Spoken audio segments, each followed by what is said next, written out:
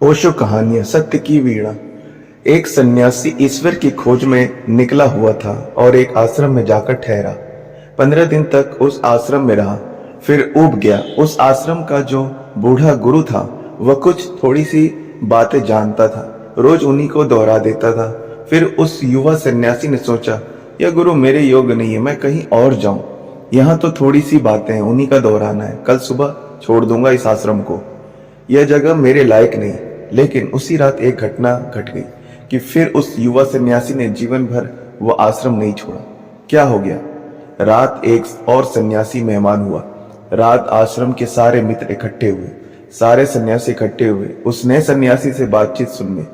उस नए सन्यासी ने बड़ी ज्ञान की बातें कही, उपनिषद की बातें कही, वेदों की बातें कही। वह इतना ज्यादा जानता था, इतना सूक्ष्म उसका विश्लेषण था, ऐसा गहरा उसका ज्ञान था कि 2 घंटे तक वह बोलता रहा। सबने मंत्र मुग्ध होकर सुना।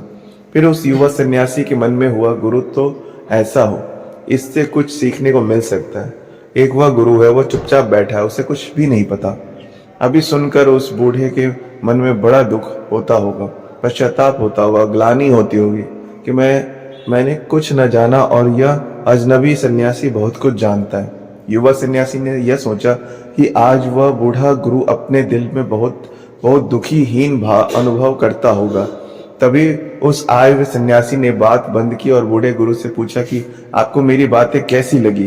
बूढ़ा गुरु खिलखिलाकर हंसने लगा और कहने लगा, तुम्हारी बातें मैं 2 घंटे से सुनने की कोशिश कर रहा हूँ, तुम तो कुछ बोलते ही नहीं हो, तुम तो बिल्कुल बोलते ही नहीं हो। वह सन्यासी बोला, 2 घंटे से मैं बोल रहा हूँ, आप पागल तो नहीं है और मुझसे कहते कि मैं बोलता नहीं हूँ। उसने कहा, हाँ, तुम्हारे भीतर से गीता बोलती है, उपनिषद बोलता है, वेद बोलता है, लेकिन तुम तो जरा भी नहीं बोलते हो।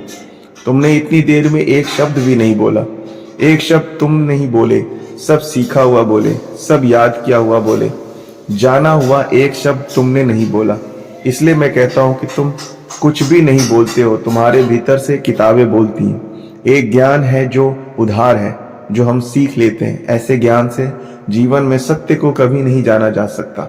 जीवन के सत्य को केवल वे जानते हैं जो उधार ज्ञान से मुक्त होते हैं, और हम सब उधार ज्ञान से भरे हुए हैं।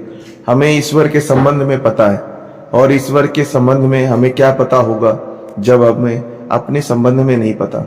हमें मोक्ष के संबंध में पता है, हमें जीवन के सभी सत्यों के संबंध में पता है, और इस छोटे से सत्य के संबंध में पता नहीं है जो हम हैं।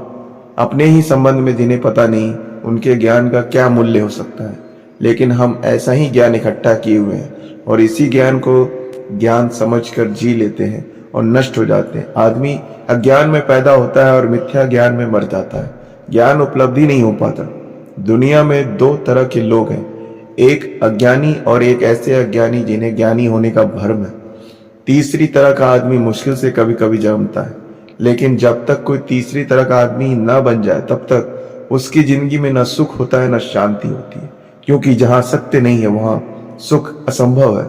सुख सत्य की छाया है। जिस जीवन में सत्य नहीं है वहां संगीत असंभव है, क्योंकि सभी संगीत सत्य की वीणा से पैदा होता है। जिस जीवन में सत्य नहीं है उस जीवन में सौंदर्य असंभव है, क्योंकि सौंदर्य वस्तुओं का नाम नहीं और न शरीर का नाम है। सौंदर्य सत्य की उपलब्धि से पैदा हुआ गरिमा है। और जिस जीवन में सत्य नहीं है वह जीवन अशक्ति का जीवन होगा, क्योंकि सत्य के अतिरिक्त और कोई शक्ति दुनिया में नहीं है। ओशो।